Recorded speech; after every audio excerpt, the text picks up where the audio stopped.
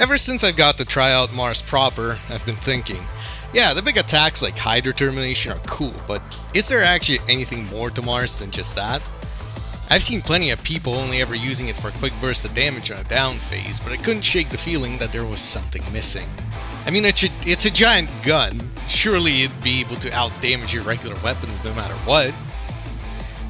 And so I tried to find this gameplay style, this rotation that would be able to accomplish just that. And you'll find all the results right here in this video. Let's start with the basics, shall we? The main idea of playing Hydra, instead of using Hydra Termination to get a dopamine hit, is to hit its final attack on an enemy as many times as possible while operating it. Now, you could just hold the normal attack and wait for it to happen every time, but there's actually two different things you can do to speed it up.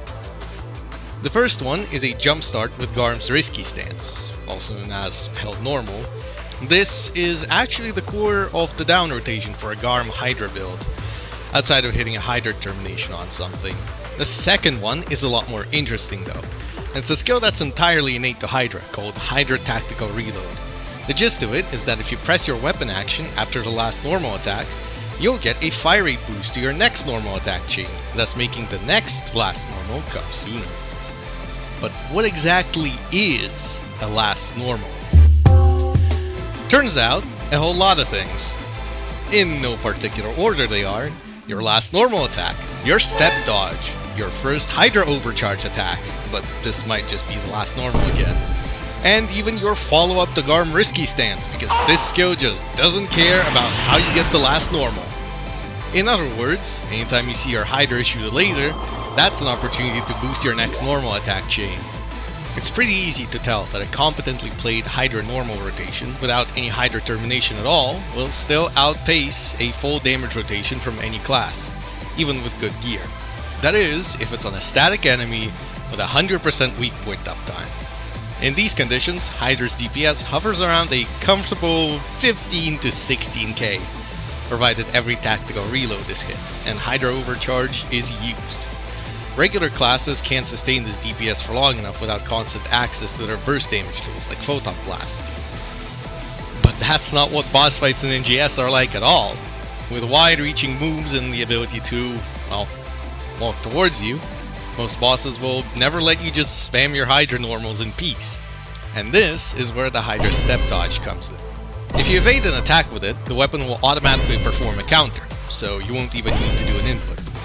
But you also get an opportunity to hit a tactical reload after this, which means that after you finish dodging, you can start firing faster right off the bat.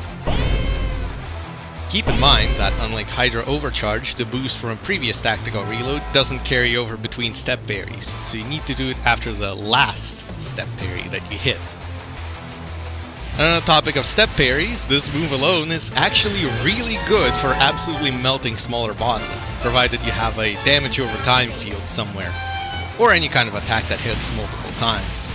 It also looks kinda silly, so I decided to call this move the Funny. To pull off the Funny, all you need to do is find a damage over time field or the aforementioned multi-attack. Dodge into it, and start mashing your dodge key while locked onto the enemy like you're playing God of War. And again, since Mars is gear independent, anyone can melt bosses like this. So now that we're acquainted with the step parry's power, let's integrate it into our rotation, which now looks like this. Now, let's see how this new Hydra rotation stacks up against the full bouncer rotation with parries and Pinion Blade. And with all that being said, let's go over the rules. 1.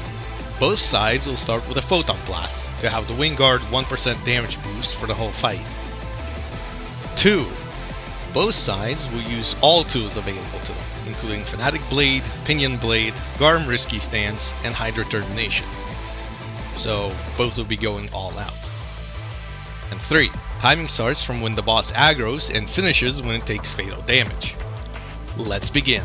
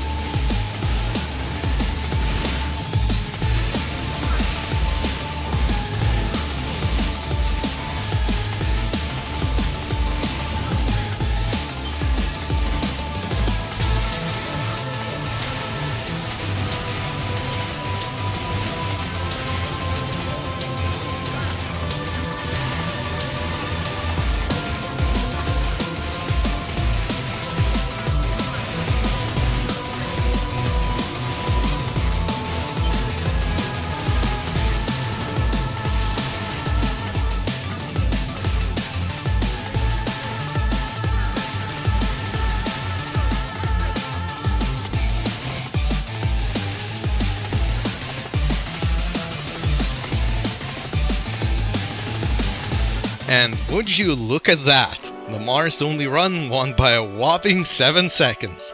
And mind you, that's with me using a max level wind guard with near BIS armor and an incomplete Mars build. And all of my muscle memory only being tuned towards bouncing. In other words, the difference can only get bigger, in my opinion. So yeah, it's official now. With decent gameplay, Hydra can beat out even the strongest possible gear combinations. Now, I hope you've enjoyed this video. I know I enjoyed making it. With the release of Mars, we actually got a system that values experimentation and practice more than just pure numbers. And I'm saying that having done all of those test runs and having seen how doing certain things or not doing them impacts your overall performance. Overall, I'd say Mars is probably a one-off, if not the best update Sega has made for the game combat-wise. I'm also thinking about making this type of video for other Mars weapons as well, so let me know in the comments if you want to see this kind of stuff.